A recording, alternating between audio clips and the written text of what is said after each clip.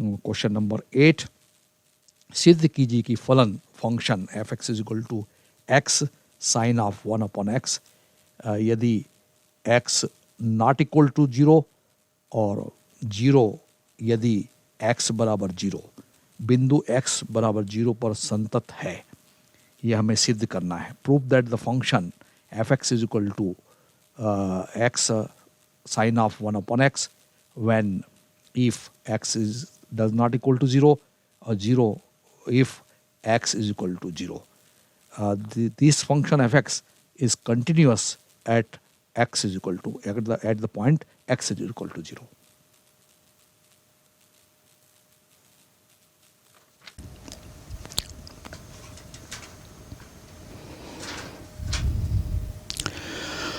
संतत पर बच्चों अब मैं प्रश्न नंबर 8 पर ध्यान दे रहा हूं, आप भी ठीक से नोट करें। हमको क्वेश्चन नंबर 8 में फंक्शन इस प्रकार से दिया हुआ है, F X is equal to function दो प्रकार से परिभाषित है, एक्स और साइन ऑफ 1/x। इसमें बोल रहा है एक्स नॉट इक्वल टू 0 और फंक्शन की परिभाषा 0 है कब, जब x 0 हो। तो ये क्वेश्चन में हमें दिया हुआ है कि ये भी फंक्शन है, ड्यूअल नेचर का है। जब x 0 नहीं होता है तो function x sign of 1/x के रूप में परिभाषित है, और जब x 0 होता है तो फंक्शन 0 है। इसको आप y भी लिख सकते हैं। ये रियल वैल्यूड फंक्शन है। और क्वेश्चन ये कह रहा है कि इस फंक्शन एफ एक्स की x बराबर 0 पर सांततता की जांच कीजिए। सांततता की जांच कीजिए, की जांच करना है आपको, टेस्ट करना है। Test the function is continuous at the point x is equal to 0। तो सवाल इन उठता कि फंक्शन हमको गिवन है, तो हम x बराबर 0 पर लेफ्ट हैंड लिमिट निकालेंगे, x और राइट हैंड लिमिट निकालेंगे, और फंक्शन की वैल्यू x बराबर 0 पर निकालेंगे। यदि ये तीनों बराबर आती है तो ये फंक्शन संतत है, अदरवाइज नहीं। तीनों चीज़ों बराबर होना चाहिए। ऐसा नहीं कि लेफ्ट हैंड लिमिट समान हो गई, राइट हैंड लिमिट समान हो गई इस बिंदु x बराबर 0 पर, और फंक्शन का मान f ऑफ 0 जो है वो तो निश्चित रूप से 0 है। तो लेफ्ट हैंड लिमिट भी 0 आना चाहिए, राइट हैंड लिमिट भी 0 आना चाहिए, और f ऑफ 0 भी 0 आना चाहिए। तभी ये हम कह सकेंगे कि जो दिया गया फंक्शन है, जो दो ड्यूअल नेचर का है, दो प्रकार से परिभाषित है, x के मान पर निर्भर करता है, वो फलन संतत है। तो चलो ठीक है, पहला काम करके देखते हैं। x बराबर 0 पर एफ एक्स की लेफ्ट हैंड लिमिट कैलकुलेट करते हैं। तो लेफ्ट हैंड लिमिट की परिभाषा कैसी बताई थी? लिमिट x टेंडिंग टू 0 के ऊपर minus power of F x. और फिर मैंने अभी तक के प्रश्नों में आपको बताया कि प्रश्न के फंक्शन पर आप अच्छे से ध्यान दीजिएंगे बच्चों। तो ये 0 माइनस का फिर से मैं अंतर मतलब बता दूं कि मैं 0 से कम यानी -1 पॉइंट -1 -2 -3 माइनस यानी माइनस इन्फिनिटी से 0 की तरफ अग्रसर हो रहा हूँ। तो x की जो इनिशियल वैल्यू हो वो x बराबर 0 नहीं है। x टेंडिंग टू 0 का मतलब ही है कि x 0 की तरफ अग्रसर है, x 0 नहीं है। तो x 0 नहीं है, कहाँ दिख रहा है आपको? फंक्शन 1 में ये। तो निश्चित रूप से मुझे लेफ्ट हैंड लिमिट इस बिंदु पर फंक्शन को हमें उस रूप में ही परिभाषित करना पड़ेगा। हमें ये लेना पड़ेगा x साइन ऑफ 1/x। अब फिर हम लिमिट को कैलकुलेट करने के लिए इसको इजीएस्ट फॉर्म में चेंज द लिमिट करते हैं। तो तो x बराबर मुझे क्या मानना चाहिए, 0 माइनस एच। और चूंकि क्लियर दिख रहा है यहाँ कि लिमिट x टेंडिंग टू 0 से कम, ये तभी पॉसिबल है बच्चों कि लिमिट h टेंडिंग टू 0 से थोड़ा सा ज़्यादा हो। तो x के जगह में 0 माइनस एच लिखूंगा, तो लेफ्ट हैंड लिमिट मुझे कैलकुलेट होते दिख रही है। वो क्या है, लिमिट h टेंडिंग टू 0 के ऊपर प्लस पावर, और यहाँ 0 माइनस एच, और ये क्या कहूँगा मैं, sine of 1/0 minus H. x की जगह मैंने 0 माइनस एच लिख दिया। तो आगे हम इसका कैलकुलेशन को थोड़ा सा सिंप्लीफाइड कर लें।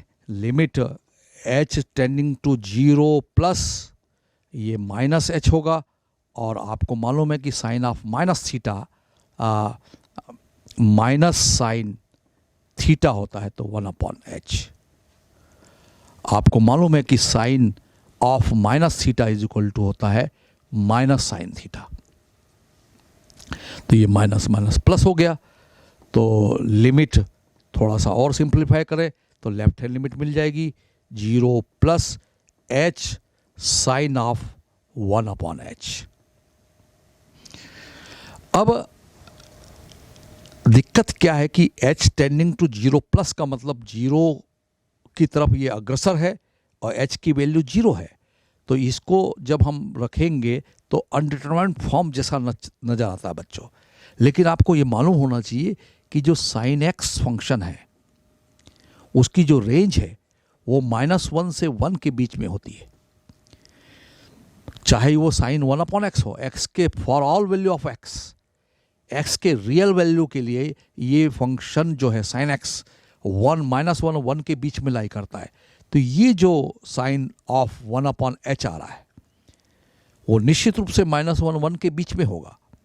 तो जब मैं इसकी लेफ्ट हैंड लिमिट कैलकुलेट कर रहा हूँगा, और आप भी ध्यान दीजिए कि 0 प्लस और ये h को मैं एज इट इज रख रहा हूँ, तो यहाँ जो संख्या मिलेगी -1 और 1 के मध्य की एक संख्या, h के किसी निश्चित मान पर मुझे निश्चित रूप से इन दोनों के बीच की एक संख्या मिलेगी, तो वो कांस्टेंट मिलेगा।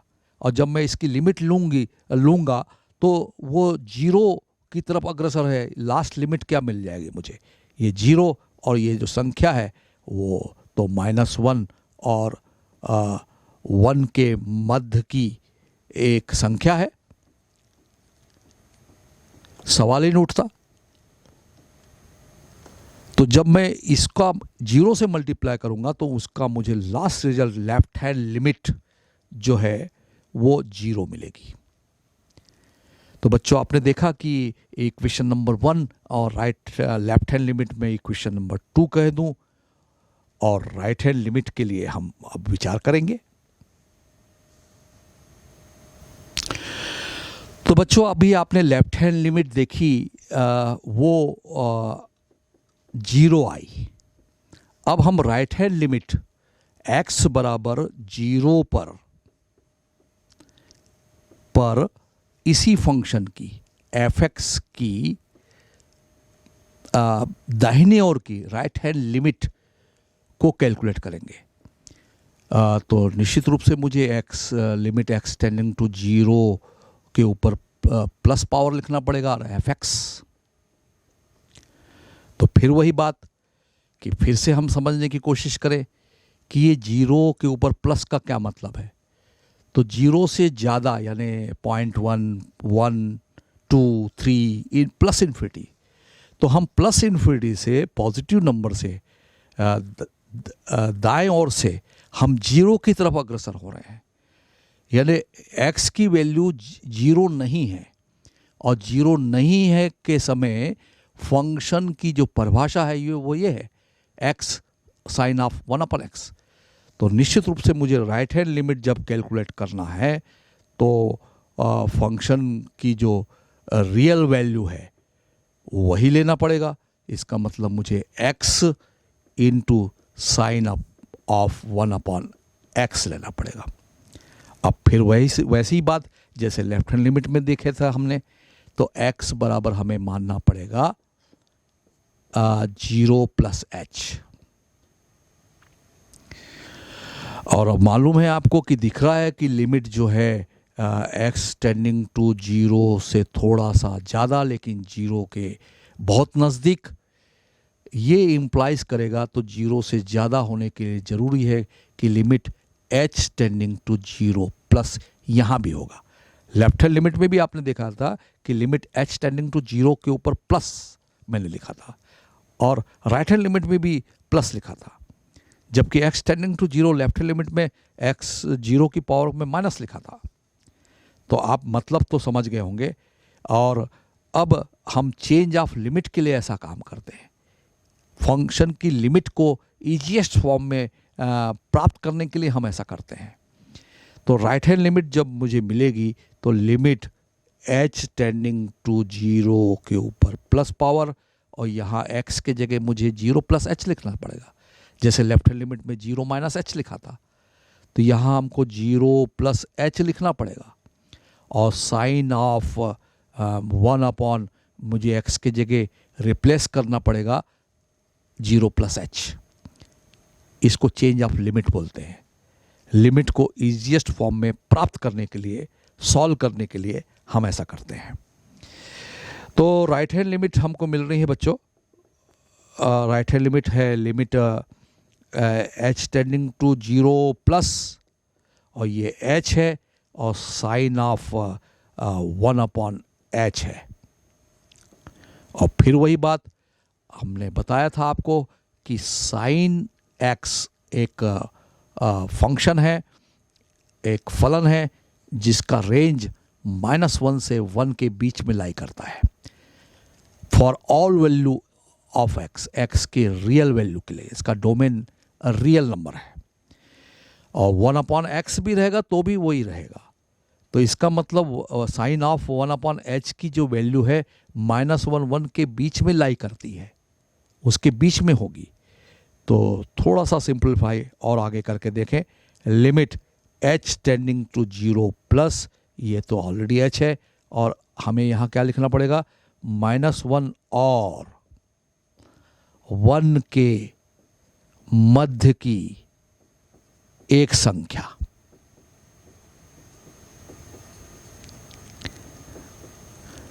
तो h के किसी निश्चित मान पर -1 1 के बीच की कोई संख्या होगी, हो सकता है 0.1 हो सकता है 0.5 हो।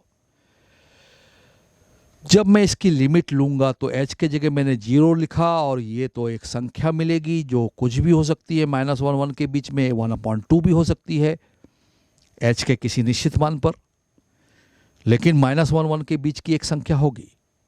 तो -1 और 1 के मध्य की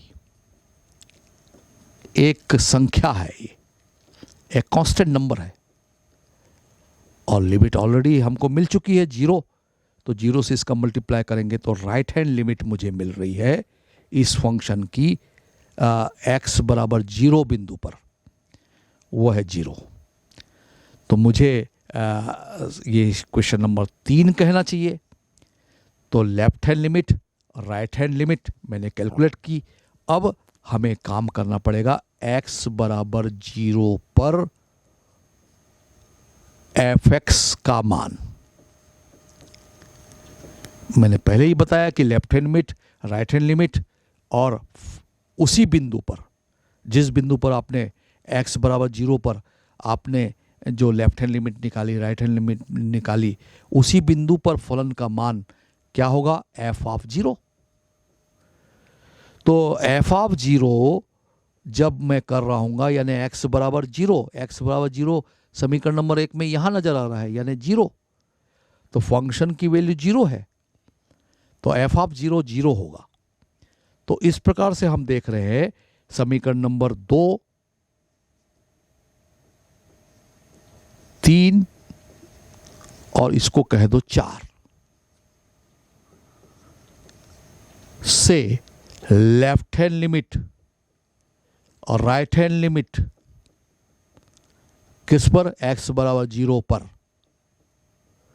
और f ऑफ 0 फलन का मान 4 से, ये भी 0 मिली थी। समीकरण नंबर 2 आप ध्यान से देखिए, राइट हैंड लिमिट समीकरण नंबर 3 में देखिए 0 है, और फलन का मान f वो भी 0 है।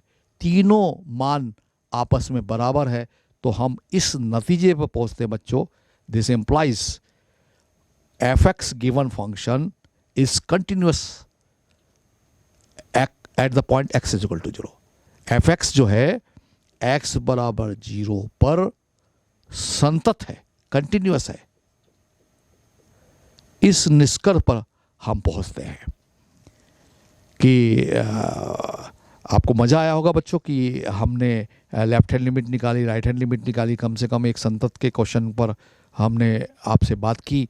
और ये हमेशा ध्यान रखिए बच्चों, कोई भी सवाल हो, एग्ज़ाम का कठिन से कठिन सवाल हो, उसमें हमेशा left hand limit, right hand limit और उसी बिंदु पर जिस पर आपने left hand limit, right hand limit निकाली थी, जैसे कि x बराबर 0 पर आपने निकाली थी, और फलन का मान उसी बिंदु पर, यदि तीनों मान आपस में बराबर होते हैं, तभी हम इस नतीजे पर पहुंच सकते हैं कि this function is continuous at the point x is equal to 0।